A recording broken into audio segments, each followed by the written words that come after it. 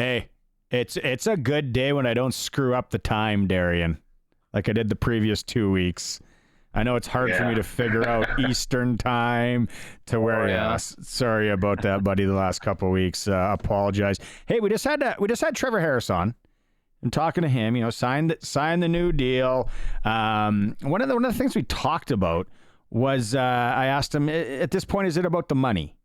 And he was honest. He said, well, it is about the money, but for him, it's really about the relationships and what they're building and the guys and all that. You must have felt that along the way in your career as well.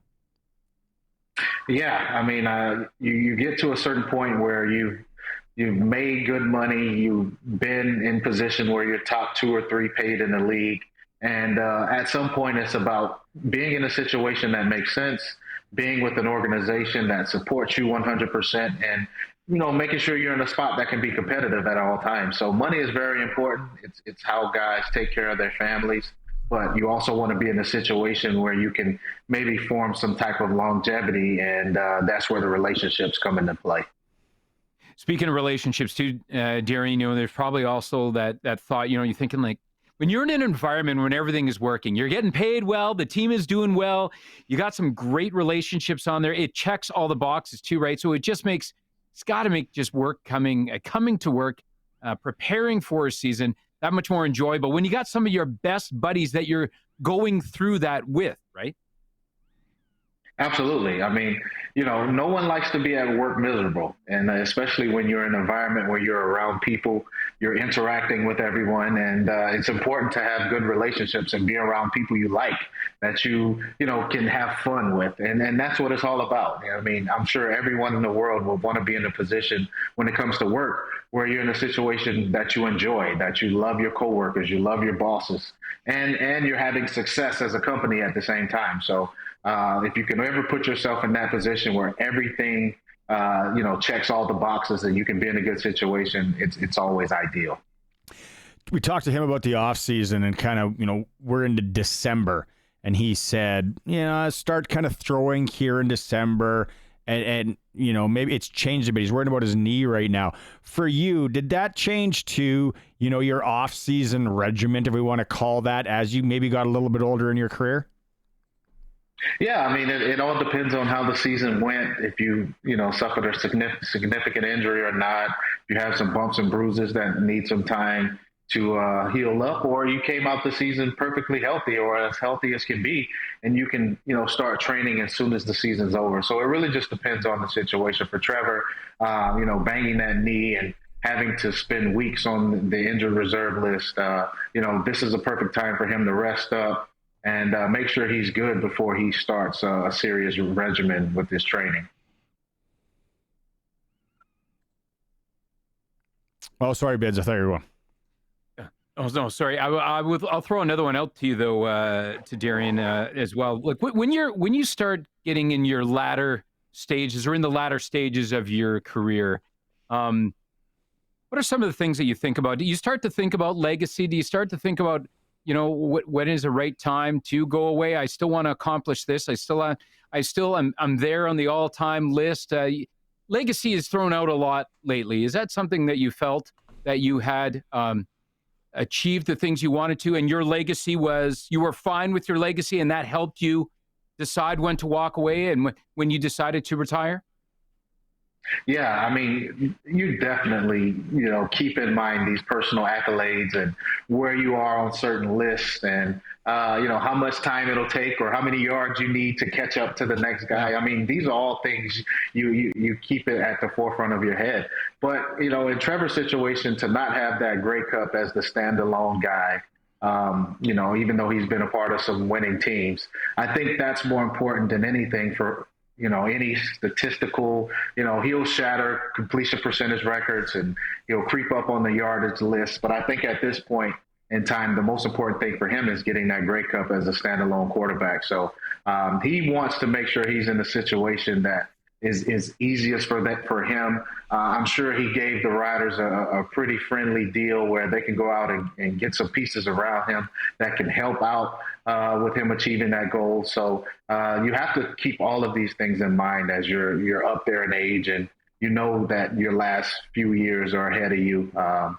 It's all about winning at that point. Let's maybe look at Edmonton and Trey Ford, young guy going in there. What do you think would be the best as a number 2 there, if we're going to call it a number 2?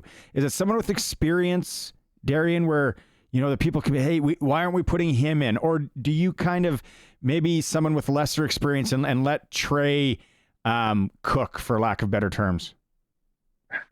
Well, I think you kind of get a mixture of both. I think you get a guy that's experienced, but you're not really looking at him as a guy to come in and that could take the job away from Trey Ford. But you also want a guy that could come in and win you some games. So it's kind of that fine line. And I think that's a conversation that you have to have with the guys, the pending free agents, coming in. Look, Trey's our guy. We don't want to put him in a situation where he's looking over his shoulder and has to worry about losing his job. We just want you here to come in case of injury, because Trey has been banged up before.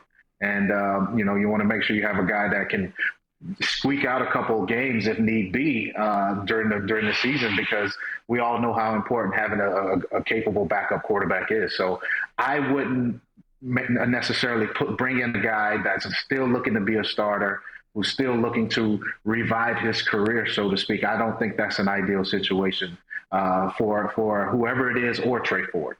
Maybe I'm wrong here, but if we put a coaching hat on, when you got a number 1, let's say a Trevor Harris, do you want your number 2 guy that kind of same mold, or does it matter if you have someone that's totally different?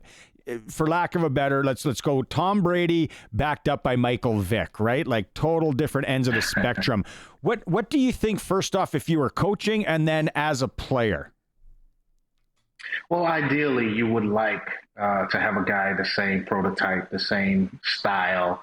You want it to be easy if there's an injury, and game plan wise, you need to just move on to the second guy. You want it to be kind of a similar player, but at the same time, oh my gosh. Oh my gosh. That's the kids. I love it. Live radio. Yeah. Hey, Trevor's kids were going crazy too. Man. It's kids, man. So you think that the same prototype is key? Yeah, I wouldn't say key, but I think it makes life a lot easier for the coaching staff and game planning wise. But the thing that can happen is when you have a guy that with a totally different style, it makes it tougher on defenses to game plan, right? You have Trevor in there for 8 games.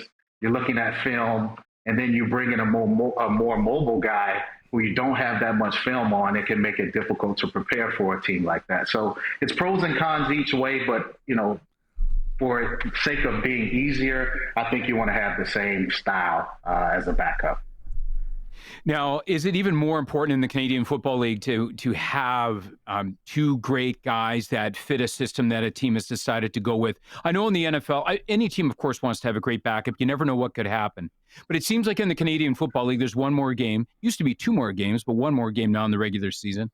And, of course, with 3 downs, the quarterbacks are throwing more, so they're probably a little more susceptible to being hurt or being put in a position to possibly have somebody fall on them, get hurt. Is even more important in the Canadian Football League to have 2 guys to have a successful year, because it is so hard to go through 18. Absolutely. I mean, like you said, we're exposed a lot more because of it's only 3 downs. You're not running the ball 20, 30 times like you can in 4-down football down south. So the quarterbacks get banged up a lot. And if you look at the history over the past, let's just say 10 years, you need a capable backup to come in and win 2, 3, 4 games to keep you in the playoff hunt, for seeding purposes, you name it. So it's essential that you have a guy, because statistics show that most quarterbacks don't start the entire season and finish the season healthy. All right, let's get to this here. We got to ask you what you think. What do you think about the college football bracket and what went down? You know what, man? I have mixed feelings here, because there's no way you could tell me that if Alabama played SMU, that Alabama wouldn't just dominate them the entire game. So I can definitely understand the Crimson Tide faithful and how they feel about the situation. But at the same time, I mean, SMU could only play the people that are on their schedule. They did what they had to do. And, you know, when situations like this, when Alabama loses to Vanderbilt and they lose to Oklahoma, you know, you put yourselves in a position where you're no longer in control of your own destiny. And I think that this is a prime example of you better take care of guys on your schedule, or you better make a little cupcake schedule that you can make sure you have these guaranteed wins so that you put yourself in position. So, you know what? I think the committee got it right. You know, it's such a tough position to be in, but you know, you can't penalize SMU for who they play, but we all know Alabama's a better team. And the other thing, I think it's definitely going to change next year. But hey, I love ASU as much as the next person that's ever gone and partied on Mills and down in Tempe, Arizona.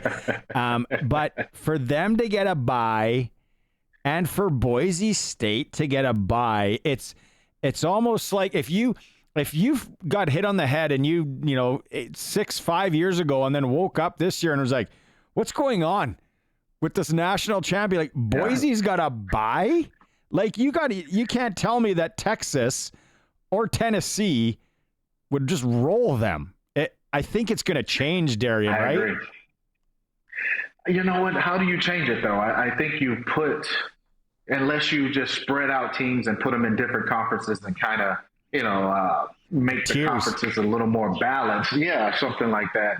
But the conferences aren't balanced. We all know that the SEC has the toughest teams in the country. And they'll always, year in and year out, they'll always have more teams in the playoffs probably than any other conference. But, I mean, if you're going to give automatic bids to certain conferences, then you have to respect that and get teams like Boise State or Arizona State. They're going to get in and they're going to get the bye. So it's just such a tough situation. I mean, I think they got it right. The best teams are in. I'm not going to say the best teams, but, you know, considering the format, the best teams are in, and I mean, that's all you can ask for. I think when it all is said and done, you'll see the 2 or 3 best teams in the, you know, semifinal game in the last 4, and then it'll go from there. It'll play. I was just going to say, yeah, the cream's going to rise to the top, right? Because this is similar, right? If you look at it like to the National Football League, right? I mean, there's some teams that win their division, but you know, there's other teams that are second or third or fourth in the division that probably would have beat all those teams. It's just how it worked out that year, right? Like, it's just who's in their group. Yeah. And sometimes it's just not fair.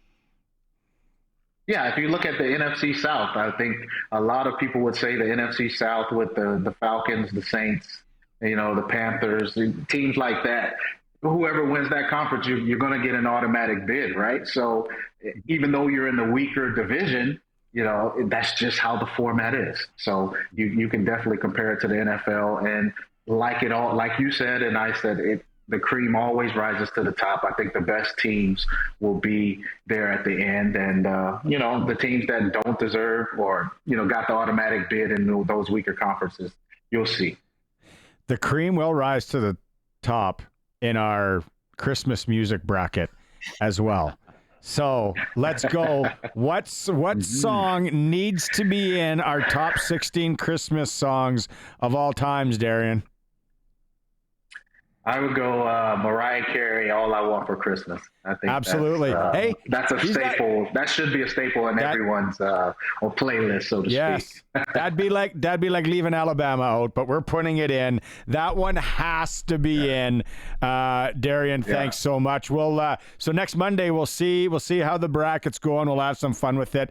Appreciate the time. Hopefully the kids are all good over there. It sounded like it was getting rowdy. Yeah, they're good. I know, man. Sorry about that. I love it. No, we had a couple text messages, right? Live. Darian, real life. I love it. It's like always a dust up. I love it. Yeah. It's good. Dad's in the garage. Dad's in the garage trying to do some work, kids. Just give me 10 minutes. Just trying to get away. Yeah. That's all I ask for. That's all I ask. See you, doubles. Right on. Have a good Double night. talk.